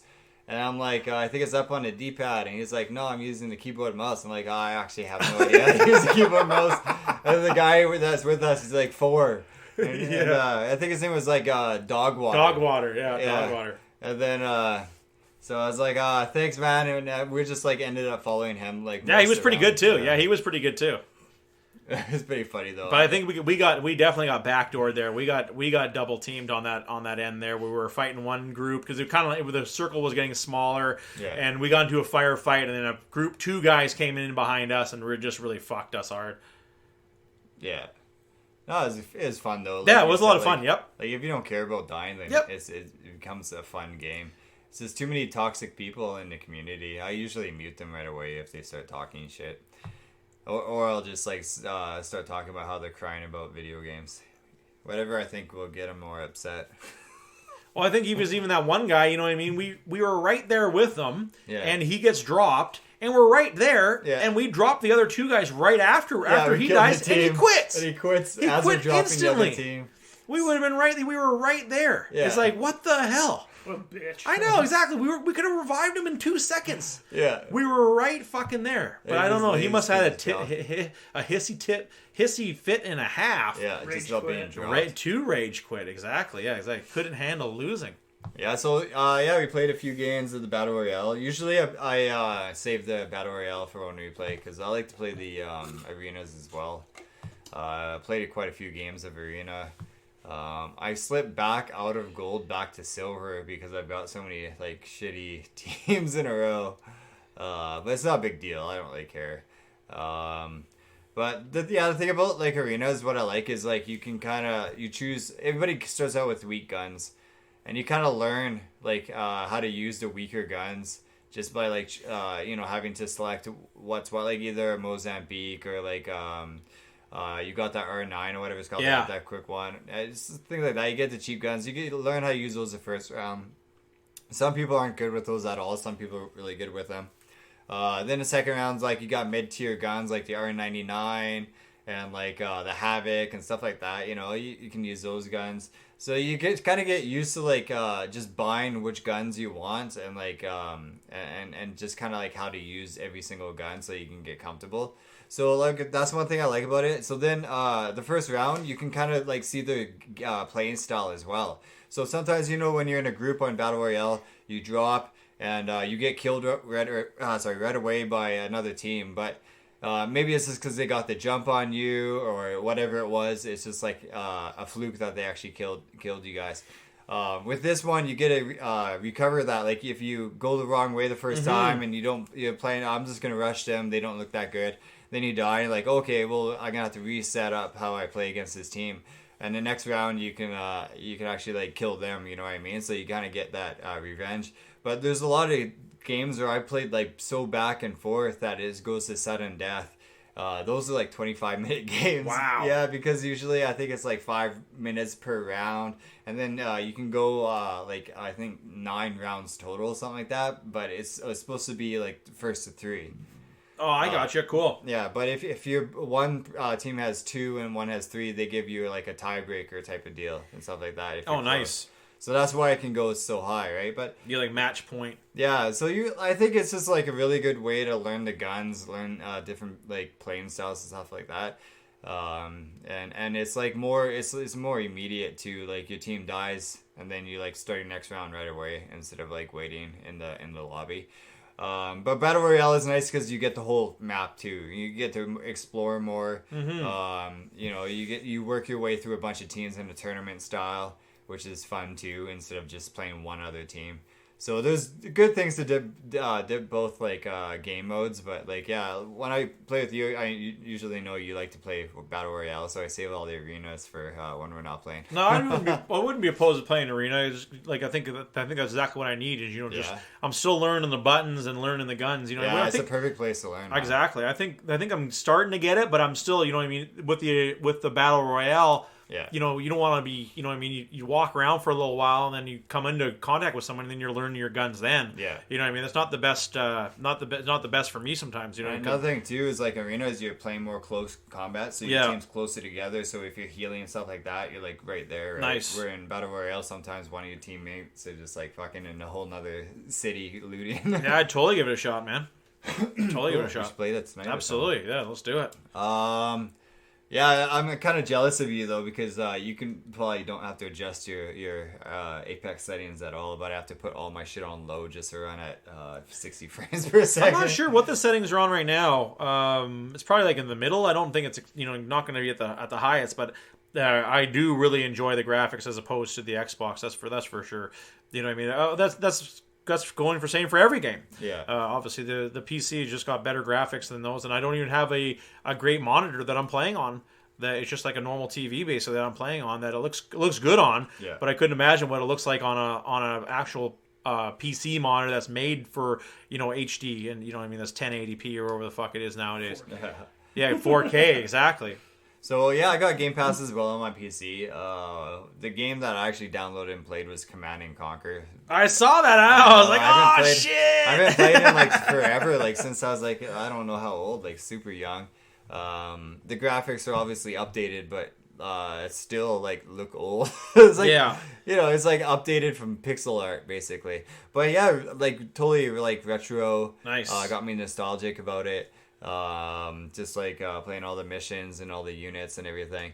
I actually beat the game once already and started again. It's probably like 500 megs, Yeah, exactly. Even, right? Yeah, I mean, I'm gonna get it then too because I love the tank battles. Yeah, man, the tank battles are the best. Absolutely. And just like building up your base and like the simplicity of it back then, where it's like you didn't have to remember all this shit to do. It's more like build up your units and attack and shit like that.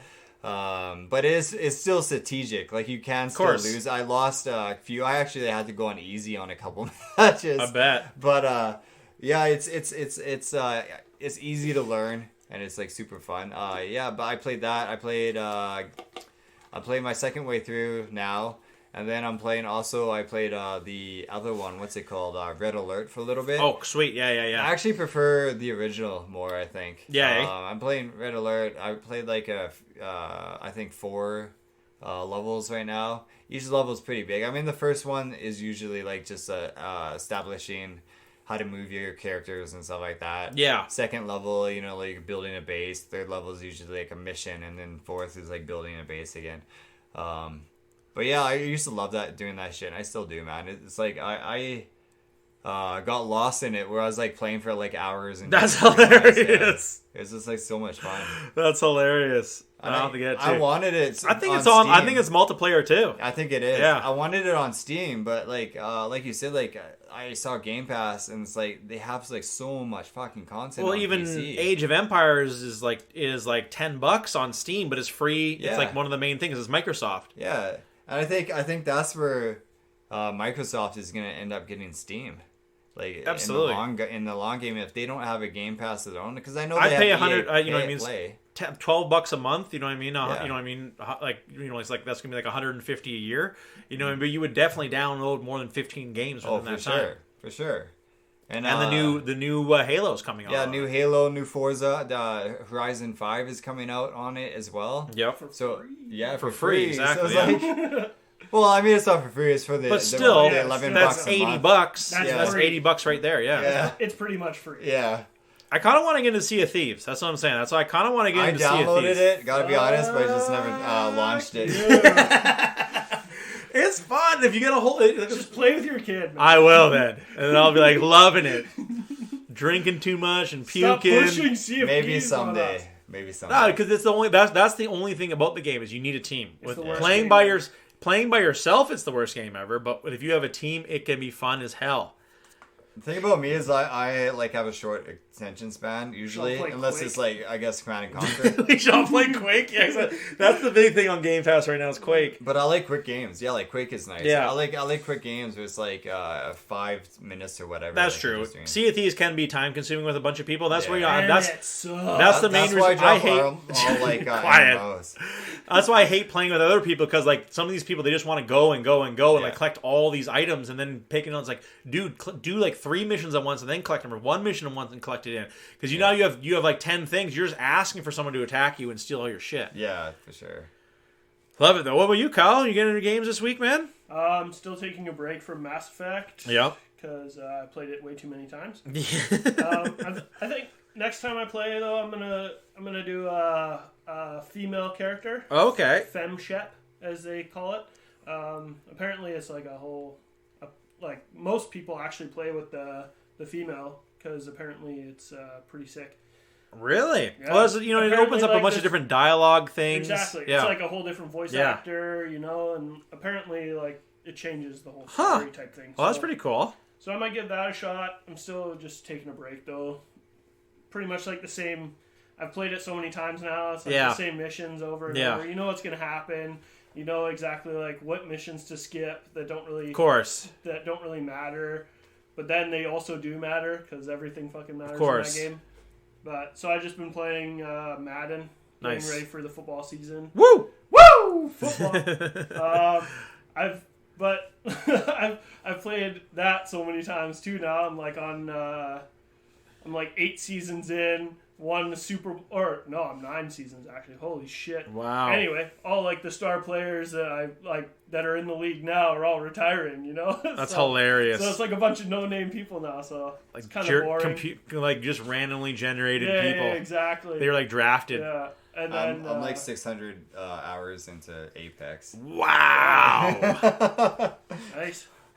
That's amazing. I got Need for Speed Heat. Oh, that's what I was gonna say. Yeah, if you like that, it's a good game. I literally just started this morning. Oh, nice. It's pretty cool because you can actually like select your character, not just Yeah. your car too. Like before, it was always just like, oh, pick your car, start the game, but you actually get to like pick a character. Yeah. No, Like, it's I thought like it was- Vin I thought Diesel. that was actually super. it's fun. It's and really the- fun. And the characters seem like they're like based on real actors or actresses or something. Like a couple of the people are Yeah. super recognizable. Yeah, absolutely. It's Conor McGregor. Yeah. Playing a proper 9, like a bottle of proper 9. This driver fucking swerves. Proper 12. Proper 12 whiskey. Man, no, they had to do it. Yeah. His name is like his name is like Sean McGregor. Yeah. A And he has the lion proper on his 9. chest. Lion on his chest. Instead of a Jaguar. Yeah. No, but that's about it. Nice. Like, I'm not really. No, Haven't really that was gotten my- into it yet. That was gonna be my suggestion to you, was to get that game. Yeah, it's okay. Like normally in Need for Speed, you pick your car and it's like able to win right away.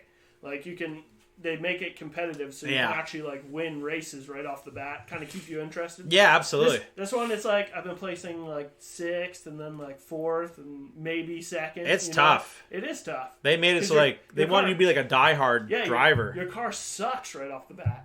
I even picked the one with like the best acceleration because I'd rather have acceleration than top speed, course. especially starting out. But my car sucks. Well, I think it's on that one. I think it's all the races you pick too. You really got to Yeah. pick and choose. But that first little bit, you have to go on the course that they want you to go. Yeah, So for you have sure. to pick a few certain ones that I they know, and want then- you to pick. And then the first race, you win like $5,000 or whatever. Yeah. And then the guy tells you, "Oh, go to the shop and you can soup up your car by NOS because Yeah. NOS is the first upgrade he recommends." And then the shop won't even let you in. Oh And then my some, god! like, then some girl pulls up from the starting credits or whatever, and she's like, "Oh, they won't let you in unless they know that you're gonna put the parts to use." I'm like, I'm starting out. I need some NOS here. I didn't play the game not to play. And Use then, NOS. and then they make you go do like more races to earn a name for yourself to get to the shop to buy the fucking NOS. Wow, that's a bad business Well, plan. because you got to do cred. Like when you race at night, Yeah. you're doing street cred. You race during the day, you get money. Yeah, That's If it's I was in a interest- NOS business, I'd be like, do you want NOS? Here, buy some NOS. I felt like I was doing a lot of racing. I felt Yeah. like the same thing. Like I was racing a ton and just your car sucks. just to make ends I meet. was like, just give me some NOS. Maybe it'll make it competitive. Well, I saved up for like a new car. I like saved and saved and saved for like a really nice one. I think I got like a Porsche or something like that, and it sucked. It had like terrible handling because it was like bare bones. It had like no upgrades on it, so it was. So then I kind of gave up on it after that. Because I know in the last Need for Speed, the game was good. Yeah. And like the handling wasn't the greatest, but it was just my starting car. Yeah. And the first thing I did was buy like a GT3 RS. Like I just saved up all my Yeah. money to buy a Porsche, and that car just blew everybody away. Nice. It was super sick. But in that game, if you have a more expensive car, then you're racing against those expensive cars. Oh, I see. So you're not like, even if you're just starting out, you just saved up all your money. Even if you're only like a few levels in, and you buy the expensive car, now you're racing against other supercars. Right. So it's better off like saving even more so you can buy the upgrades at the same time, or no? Yeah, pretty much. Yeah. It's a good. I'm not a big racing fan, but I do enjoy that series. I do enjoy the If you Need like for being Speed. frustrated, play Extremely, Need for Speed. like losing the race at the last second every time. If you ever feel like, if you ever want to throw your controller at your TV, get Need for Speed. Great idea. It's the worst game ever. Great idea. The racing game I put the most hours into was the original Gran Turismo. Wow, you and everybody else many cars, man. on PlayStation. On the memory cards. Oh yeah, for me it was Gran Turismo 2, but I'm a few years younger than you. Good times. Those were good games, man. Or actually, for N64, Cruising the World. Cruising World, Cruising USA. Yeah, good games. I loved Rumble on the Rock. Oh yeah, that was a good one. Motorstorm for PlayStation. I don't think I've ever played that game. There's also like Burnout. Yeah, Burnout. Awesome. Yep. Well, we can talk about old games forever here. Dirt Rally, you go. But let's get to some MMA results with UFC Fight Night 191. Brunson versus Till. Good card. They had they had a lot of finishes, a few decisions, a few gritty decisions, but come the main event, they had a lot of finishes, and that's what you want to see on these cards. We unfortunately see the demise of Charles Air Jourdain by Julian Erosa, getting Brado choked in the third round here. Maybe it was fatigue a factor. Only time will tell, afterwards, as Charles Jourdain will need to bounce back quickly from that big loss. A dude who was supposed to be highly touted at 145 takes another rough one here in a tough win. The other Canadian on the card, Marc-Andre Barriol, gets a decision win over Dalchi Lumenbalga. And we see Patty, the baddie, get his UFC debut win against Luigi Verderamini by KO. What I know about him is he can take a punch and he can knock people up. Not a bad way to go. Having a little bit of adversity in that first round, and then coming back, just swinging the leather, just landing punches in bunches, and Luigi just he couldn't take all that. He required no head movement. So Zero. He was way bigger than the other dude too. Way bigger. Looked like when BJ Penn fought GSP. Woo. Very similar. Not that that's the only reason he won that fight. Yes, it is. We'll see when he fights somebody bigger. Nah, still, exactly. Good way to start off your UFC career, either way. We also see Khalil, the knee killer, Roundtree with that nasty oblique kick, is what they're calling it, over Modesta Bukakis. Everyone's like, oh, they should ban it because it's career ending. Tell that to John Jones. So is CTE. I mean, there's a lot of things that can. They should ban punches to the head. Yeah, you fuck up your arm in an armbar, that could end your They career. should ban breaking bones. Like, let's ban everything that ends a fight. That sounds like a great idea. Yeah, I think it's a knee jerk reaction. Yeah. I mean, honestly, I'm not a fighter, so I don't have to face those consequences. How are you gonna ban a strike like that? Yeah. Well, and it's not banned, but how often does it actually end a fight? Not very rarely. Very rarely does it land. You know what I mean? Especially, usually they landed on the front. Landing it from the side the way he did was the reason why it was as bad as it was. Yeah. And it's just like, how are you gonna ban a kick like that? Can't. Exactly. What if some guy kind of goes for the move but partially goes for it and then lands it by accident? Does the guy lose the fight? You can't ban a strike like that. Especially, we're watching the replays in slow motion or even at half speed, and how's the referee supposed to make a decision on that if that's a ban move or not? It's ridiculous to say to ban a kick like that. And they're like, it's bad because you can see, the damage. It's like if you could scan Ben Askren's brain after he got fucking KO'd. Yeah. It'd be pretty bad, too, man. There's a lot of damage. Exactly. You scan it, exactly. Or Nick Diaz at any point. Yeah, exactly. Nick Diaz's eyebrows. Just look at his skin, man. This is all scarred up. No, exactly. I think it's going to be a lot harder to do, but a huge win for Khalil Roundtree. Thanking the fighter afterwards, saying, hey, I hope you have a quick recovery after that one, but I needed that win badly. And that's what the fight game is about, because that would have been his third loss, and he would have been on the outside looking in. Yeah. It was that big loss to Ion Kutaloba, we had this new Khalil Roundtree come back with that massive win over Eric Anders, and then he gets knocked out by Ang Kutaloba, and then he goes to that bad decision against Marcin Prechnio, and now he gets a big win. Remember when MVP kneed Cyborg in the head and caved in his skull? Yeah. So all knees should be illegal. Yeah, exactly. That ended his career. That ended his career, flying knees. You know what I mean? Give me a break. Literally caved the dude's skull in. And really, we see one of the only other decisions on the main card here. Alec Morono taking the decision against David Zawada. We see Tom Aspinall get a huge victory over Sergey Spivak with a battle of the heavyweights here. Taking the win, just really smucking him out of the clinch with that dirty boxing, and then following up with punches and elbows to Sergey on the ground here. Tom Aspinall, tough-ass dude. Everyone's saying, he's the next big thing. I really don't see it. I know he's a big heavyweight, but he's kind of, he kind of seems like he's like almost like kind of doughy for heavyweight. You know what I mean? When you're talking about the dudes like, obviously like Rosenstruck, like Cyril Gain, obviously, like the champ Ngannou, and dudes like Derek Lewis, I just don't see how this guy fits even in the top 5 at all. But that's what people are saying. He deserves the next title shot. He is 4-0 in the UFC, all by finishes too. That's good. Yeah, that's a huge thing. But these aren't exactly names. Jake Kohler, Alan Badant. No idea who those are. Yeah. He did choke out Andrei Arlovsky. So he's got at least but this is Andrei Arlovsky of 2021. Yeah. The fact that how the dude is still fighting is a miracle. And then Sergey Spivak is a decent win, but Sergey Spivak he's not even a gatekeeper. He's really he's lucky to be in the top 20.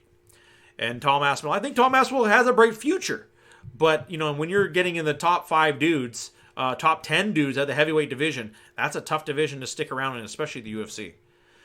That brings us to the main event of the evening: Derek the Blanket Brunson versus Darren Till. Huge win for Derek Brunson. What a what I mean, really to really get that huge first round. Second round was a bit more Till. Third round he was really getting dummied there. Right before the takedown, he was really getting dummied, but obviously the Darren Till ground game jokes are aplenty come social media this morning, and I couldn't imagine what this guy is feeling like back across the pond there on how bad this loss was, because he looked terrible on the ground. Absolutely terrible. I know Derek Brunson's great top game, great ground control. His wrestling and his clinch game is what made Derek Brunson the biggest gatekeeper at 185. And he's, with this huge win, he has solidified that. But Darren Till, he looked doughy. You know what I mean? He's another Kevin Gastelum. He's another Kevin Gastelum. He's way too big for 170, but he's too small for 185, and he just cannot find the rhythm against these huge 185ers like Derek Brunson. And we saw it here with the ground game. He had no answer for the ground game. You know what I mean? His stand-up was amazing, and he tried to pour it on in the third round, and even a wobbly leg Derek Brunson still got that takedown. That's the thing. He needed to stuff that takedown with all his might, and he looked terrible when a wobbly leg Derek Brunson goes for that, just like that simple little butt sweep takedown, and Darren Till has no answer for it. He's grabbing way too high. We should be digging deep, going for the crotch, and just going low, going for the sprawl that way, and then turning into him being on top. It was a terrible. I don't know how his team didn't drill wrestling. He didn't go to an American camp and drill wrestling, because if he did, fire that dude. Or ask for your money back, one or the other, because your wrestling was atrocious against a dude who is totally known for being a wrestler. That's his whole fucking thing, and you come in with a showing like this, I think Darren Till is going to have to really look in the mirror. Of all the dudes who have fallen from grace, I think Darren Till takes the biggest tumble down the mountain. Huge win for Derek Brunson, calling for the belt. Who else is really at 185 for him to fight right now? You know what I mean? Robert Whittaker taking a break. That's now, that's Derek Brunson's 5th win in a row at 185. Elias Theodorou, Ian Heinisch get a big win over Edmund Shabizin was his biggest win. Edmund Shabizin was supposed to walk all over Derek Brunson. He was supposed to be the stepping stone. The big win over Kevin Holland, too. That huge win over Kevin Holland, another up-and-coming dude. And now Darren Till. So, he's got 3 big wins at 185. You know what I mean? It's tough to say if he has to get either a title eliminator shot next or the title shot. I wouldn't be totally opposed to it. He already got the shit kicked out of him by Israel. That was his last loss, was to Israel in the first round as well. I'm not opposed to it. Would they bring it, but I just don't think they have anybody else to challenge Israel right now. So, bring it on. Let's see it happen. And I'm not opposed to it at all. What about CM Punk? Yeah. Bring him Officially retiring. Give him $1 million. He's officially retired from MMA, Kelly. $10 million. Give him $10 million to come back and fight for the belt. He's like, nah, I need to do roids again because I'm a wrestler. I can't be a part of USADA no more. Adios, USADA. That was my advice for Darren Till. Steroids. Yeah. Well, I think he took the wrong steroids. I think it was he took too much creatine. He looked doughy as hell. He needs to take a year off and not get tested and just do PEDs. Not a bad idea. But I just because he didn't. If you want to go up, you got to put on some muscle. Yeah, you can't put on weight. You got to put on muscle. You can't put on McDonald's. Exactly. It doesn't work that way. You're not BJ. That worked for BJ Penn one time. You're not in heavyweight. Yeah, exactly. You can't come in looking like Roy Nelson. Or Derek Lewis. Exactly. Why not? It works again. Great show we had for y'all. Glad to be doing it for your Spotify peeps.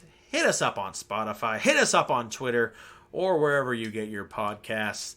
Loving the Spotify love. Everyone tuning in week to week. The numbers keep growing. I think we're really finding our stride. And you know what I think it is? It's those pictures of Kyle and Kelly on Twitter. That's it. Those workout pics. They get the chicks. Check us out on Twitter @AndNewPodcast. I don't know what I'm doing here.